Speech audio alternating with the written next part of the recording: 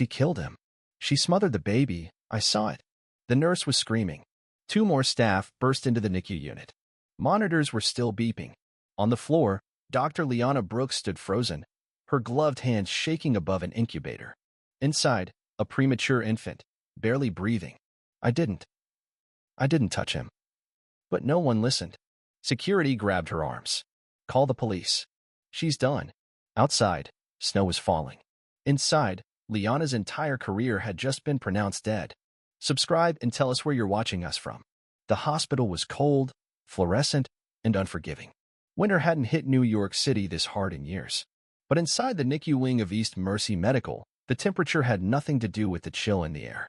Dr. Liana Brooks had finished her overnight shift. She was packing up her notes when the intercom crackled.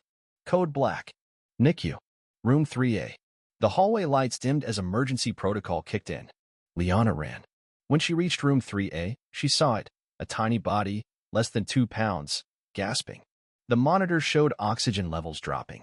The nurse on call, Carla Benson, stood frozen beside the crib. Why isn't he on oxygen? Liana shouted, snapping on gloves. Carla didn't answer. Liana moved fast. She adjusted the CPAP tube, tapped the line, then checked the vitals. Within seconds, the infant's breathing stabilized. Silence returned. And then, you shouldn't be touching him. Carla's voice was cold. Liana turned. I'm the attending physician tonight. Carla's eyes narrowed. You're off shift. I didn't call for you. Step away. Liana stepped back, confused. Then Carla pressed a button on the wall. Security. Back up. What are you doing? Carla stared at her. I saw you. You smothered him. You pressed on his face. Liana's heart stopped. That's not true. You were right there. Carla screamed, loud enough to draw staff from the hallway. She tried to kill him. I saw her do it. 2 nurses rushed in. One of them pulled Liana away from the incubator. Another checked the baby's vitals again.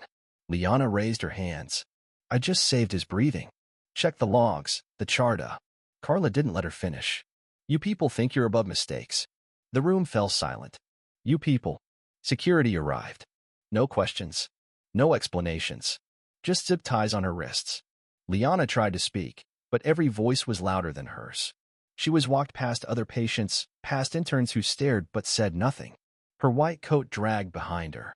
In her pocket, her ID badge, still showing the words. Neonatal specialist, staff certified. But none of it mattered now.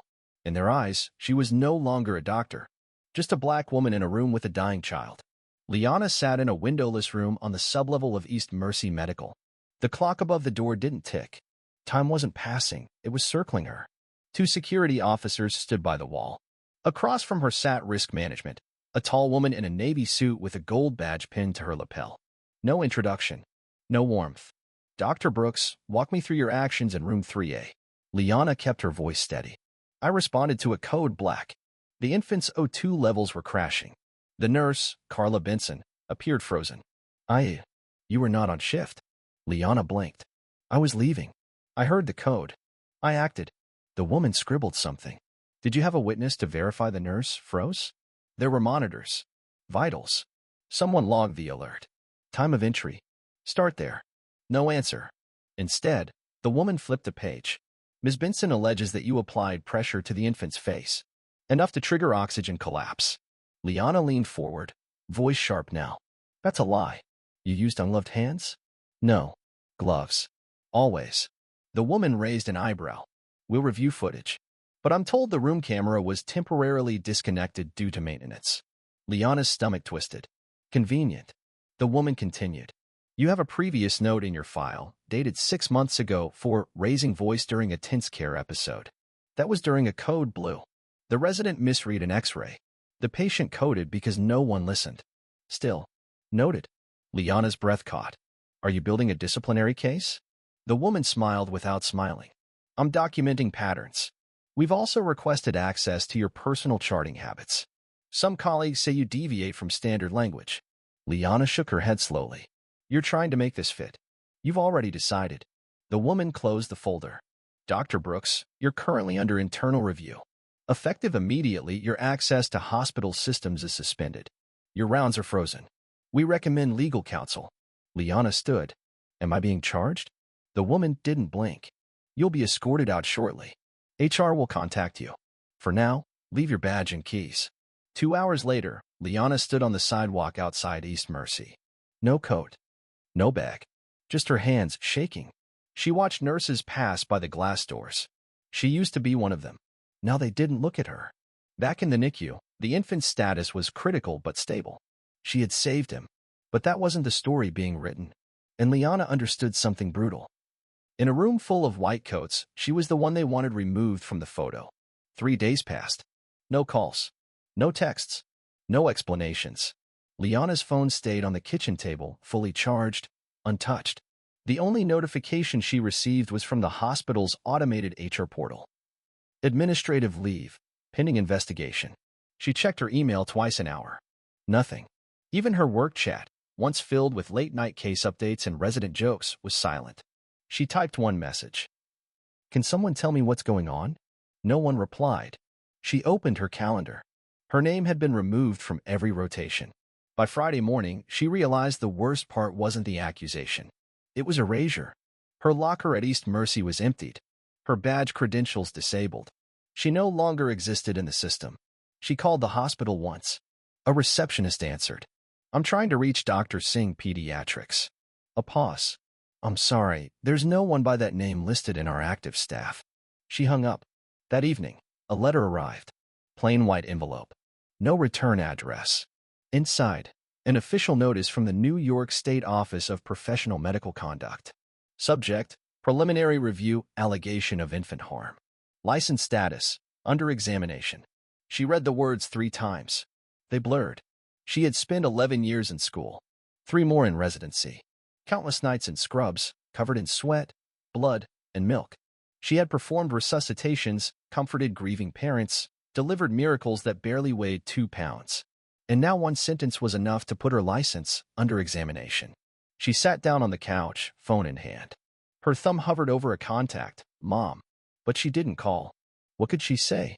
"Hi. I'm being erased from my life, slowly and legally." Instead, she searched her own name. First page, a hospital press release from last year. Second page, an archived article, youngest neonatal specialist at East Mercy. Third page, a forum post. Anonymous. She's the one they're investigating. Heard she snapped in the NICU. Pushed a kid too hard. Heard the nurse had to stop her. No name. No source. But it was enough. Reputation didn't need truth to burn. She closed the browser. The next morning, a voicemail waited. "Dr. Brooks, this is Sarah Lynn, investigator with the State Medical Board. We're reaching out to schedule your formal interview. Please confirm availability. A legal representative is recommended." Click. Just like that, she wasn't a doctor. She was a case file. She pressed her palms into her eyes, as if she could hold herself together physically. But she couldn't escape one fact. No one had asked why she entered that room. Only who she was when she did. And that to them was enough. The law office smelled like leather and copy paper. Lana sat across from a conference table covered in folders. 2 attorneys faced her, one older, one younger. Both white. Both unreadable. The older one spoke first. "Dr. Brooks, we've reviewed the preliminary file from the Medical Conduct Board. There's no formal charge yet, but the language is aggressive." Liana didn't flinch. "Aggressive how?" The younger one opened a folder. "Negligent care. Deviation from protocol. Alleged physical interference with neonatal patient." All phrased as concerns, but strategically worded. Liana nodded slowly. "I didn't interfere. I saved him." The older attorney leaned forward. "Then you'll need to be very careful with how you present that. Emotion doesn't work in these hearings." She stared at him. "Emotion? The baby lived. I stabilized him." The younger lawyer raised a hand. "We believe you. But the system doesn't run on belief. It runs on process. Right now, the priority is minimizing exposure." That word stopped her. "Exposure?" "Damage control," the older one added. "If this escalates, your name could be published in the Medical Sanction Registry.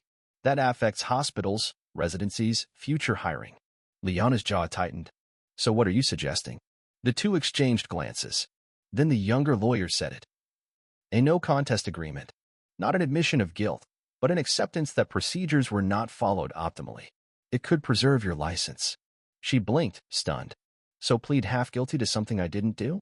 It's standard. We've seen it protect doctors and similar." She cut him off. Were those doctors black women? Alone in a NICU? Accused by a white nurse with no evidence?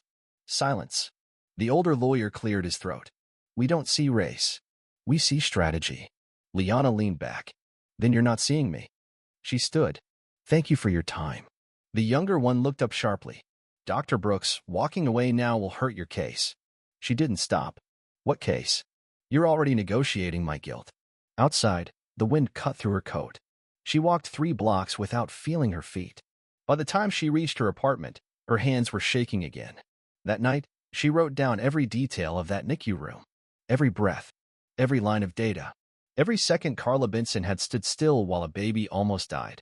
Because if no one was going to defend her, she'd do it herself. Not with a team. Not with a speech. But with truth. Documented. Precise. Sharp. Like a scalpel. Liana sat on the floor of her apartment, surrounded by printed reports, handwritten notes, and a half-empty cup of cold coffee. Her laptop was open. Dozens of tabs lined the top of her screen. State medical policy, neonatal response codes, internal hospital protocols. She had read every one, but none of them could undo what had already been assumed about her. Then, at 2:11 a.m., she found it. East Mercy's NICU had one outdated internal system, an emergency terminal nurses used to log medication delivery during night shifts. It wasn't synced with the main server. Most forgot it even existed. But Liana remembered. She'd used it before, months ago. She opened the archived login portal. It asked for a code. She typed in her old credentials. Denied. Then she tried something else, her attending physician code from year 1. Access granted. Her heart skipped. The logs were all there. Pages of auto-recorded entries, vitals, medication times, staff access scans. Then she saw it. February 9 to 4:42 a.m. Room 3A entry log. Benson, C, for hours 42 minutes and 6 seconds. Brooks, L, for hours 43 minutes and 9 seconds. O2 alert initiated, for hours 43 minutes and 27 seconds. Infant O2 recovery, 4 hours 44 minutes and 3 seconds. The timestamps told a story Carla Benson didn't think anyone would find. She'd been in the room first. She had time to respond. She didn't.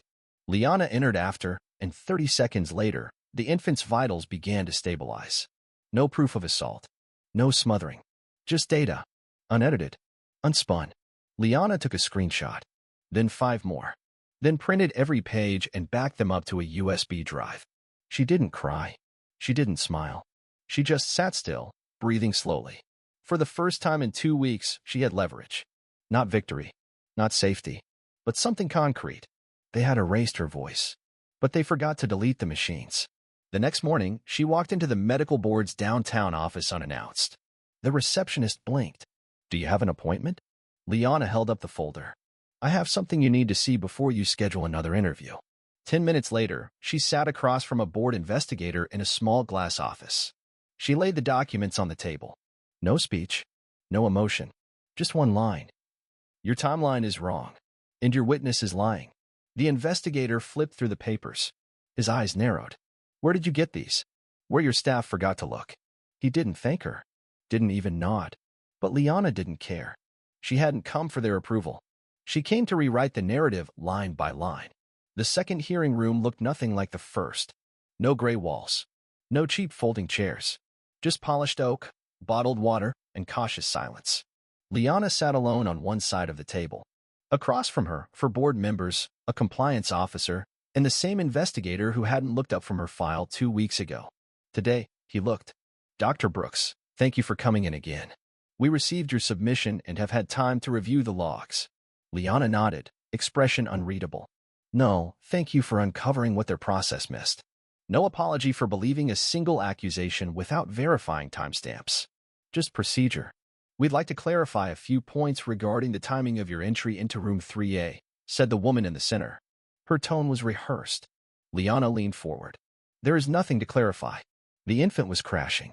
The nurse on shift had a 60-second window to respond. She didn't. I did. The board members exchanged looks.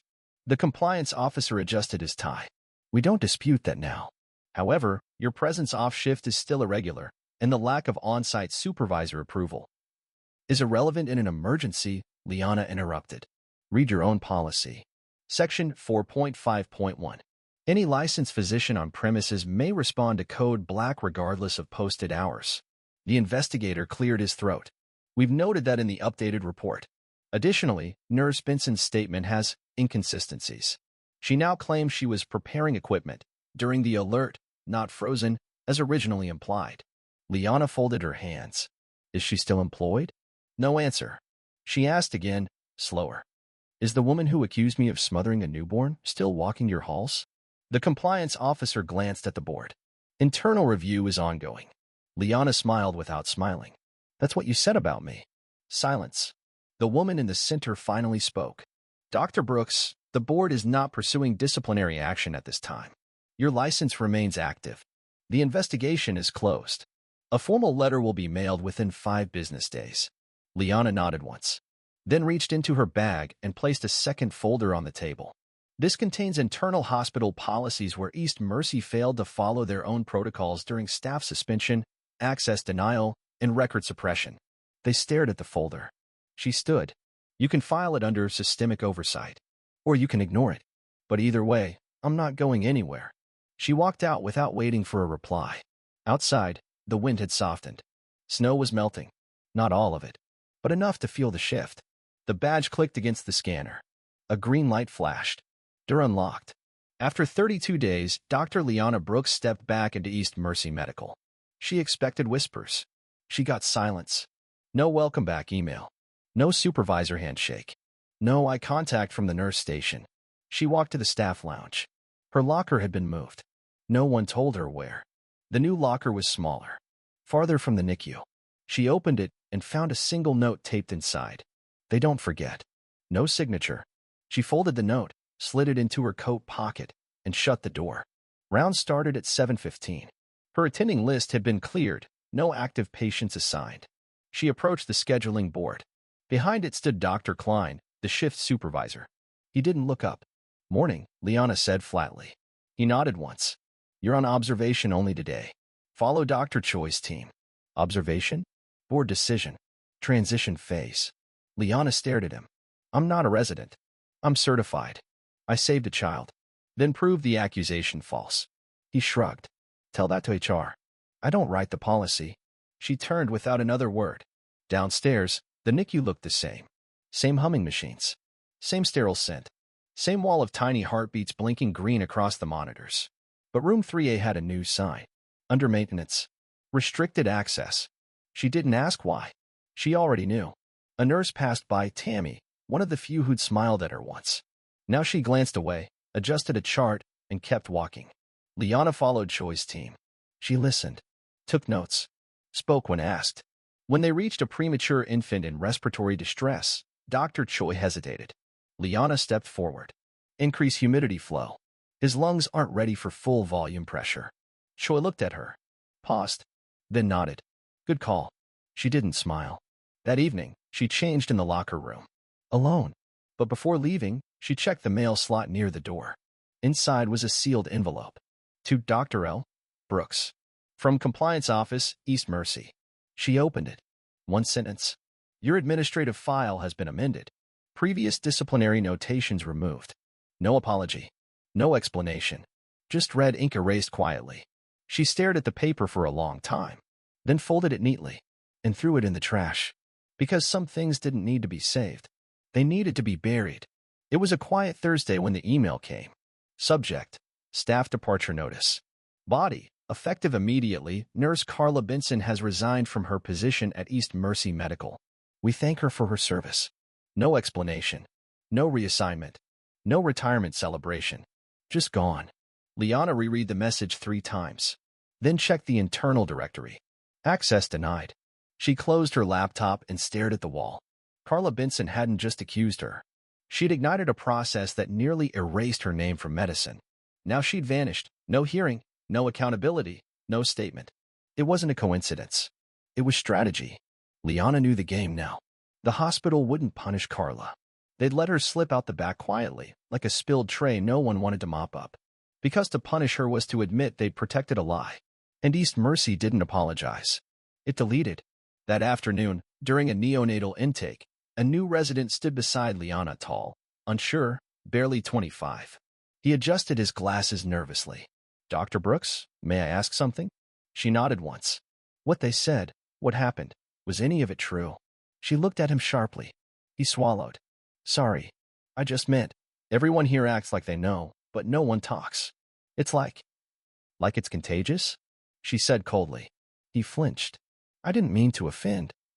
She cut him off. Good. Then don't. He nodded, quiet. But before he turned away, she added, don't assume silence means safety. Sometimes it just means someone else is next. He didn't ask again. That night, she reviewed her old cases. The babies she treated. The ones who lived. The ones who didn't. She wasn't trying to remember. She was trying to remind herself. She belonged here. Not because they said so. Because she earned it. Every shift. Every scar.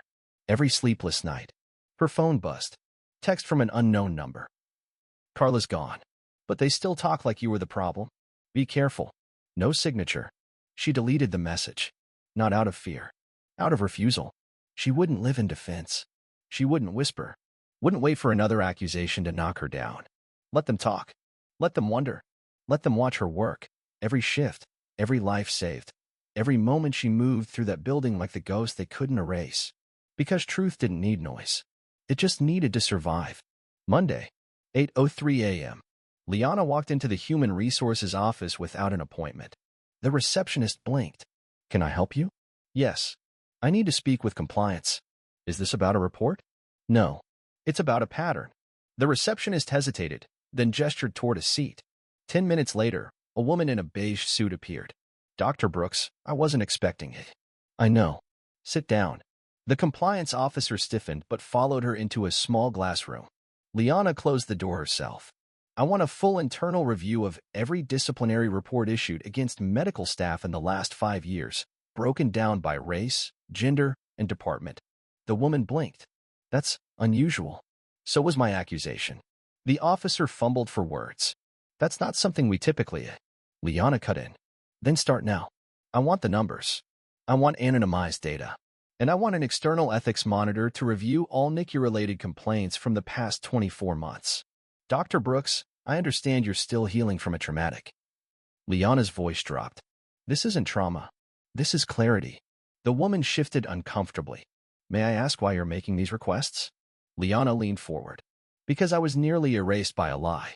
And everyone here, including this department, enabled it through inaction, silence, and policy gaps. She pulled a folder from her bag. In this file, 3 informal complaints made by Black nurses in the past year. None escalated. All archived. All under your jurisdiction. The officer paled. Where did you get these? Liana didn't answer.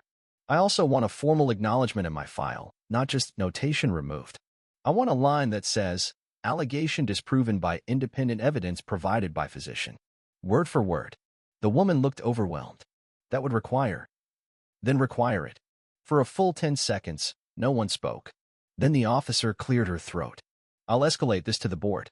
Good. Do it today. And tell them, if I don't see a response in writing by end of week, I'll speak at the next staff forum publicly. The officer stared at her. Are you threatening? I'm documenting. Just like you taught me. Liana stood, gathered her things, and walked out. That afternoon, her shift passed quietly. But the air in the halls had changed. Fewer stares. More glances. Muted respect. Fear dressed as professionalism. She didn't need applause. She didn't need an article. She needed one thing. Control. And now, she had it. The room held 40 chairs. Every department was represented. Surgery, peds, OB, psych, oncology. A monthly forum created for transparency and staff culture. Liana had never spoken at one. She had always been too busy or too tired. But this time, they were expecting her. Not officially. No one invited her. But after her threat to HR, they reserved a seat. She didn't take it. She stood at the back until her name was called. Dr. Brooks, the floor is yours. She walked to the front slowly. No papers. No tablet. Just her. The projector behind her displayed the hospital's slogan. Excellence through care. She stared at it for a second before turning to the room. 32 days. That's how long I was suspended without a formal charge. No one spoke. 17. That's how many days it took to review footage that didn't exist. Silence. 48 seconds. That's how long a newborn struggled while a nurse froze. I stepped in. He lived. She lied. I proved it. Still no sound. Liana let the silence grow. Then, I won't explain myself again. I've already done that in rooms colder than this one. But I will say this. She looked at each row. If it can happen to me, with my credentials, with my outcomes, with my discipline, it can happen to any of you. And next time, you might not get back in the door. A murmur stirred in the back. She ignored it. So decide what kind of staff you want to be. One that watches from the hallway? Or one that knocks when the door is closed on the wrong person? She turned. That's all. She didn't wait for applause. There wasn't any. She walked out, past the elevator, and took the stairs down 5 flights. Fast, focused, her breath steady. In the basement, where no one lingered, she sat alone in the supply corridor. For 5 minutes. No phone, no chart, no noise. Just breathing. Later that day, the head of HR stopped her in the hall. Dr. Brooks. That was direct. Liana nodded. It was accurate. He paused. You made people uncomfortable. I know. She kept walking. Because comfort had never saved anyone. Truth did. 3 weeks passed. The forum was never mentioned again. No memos. No follow-up. No policy change. But things shifted. Slightly. Residents began nodding when she entered the room. Nurses handed her charts with both hands. HR sent a single sentence in a follow-up email. We are reviewing institutional discipline protocol for possible equity gaps. No one said her name, but her presence spoke louder than any press release. She arrived early, stayed late, not to prove anything, but because she always had. One evening, a young nurse lingered after shift. Dr. Brooks? Liana looked up from her chart. Yes? Just wanted to say, I saw what happened. I didn't speak up. I should have. Liana closed the chart. You were afraid. The nurse nodded. Still am. Liana stood. Good. Fear means you still know the difference between wrong and right. The nurse blinked. Then how do you do it? Liana didn't pause. You walk in anyway. She left the nurse in the hallway, thinking. That night, she stood in front of the hospital. She didn't post anything. Didn't call the media. Didn't write a memoir. She just stood there. A black woman in scrubs, in a city that almost deleted her. But didn't. Because she didn't let it. And that, in the end, was the whole victory. No permission. No forgiveness. Just endurance. And the echo of every silent truth they tried to bury.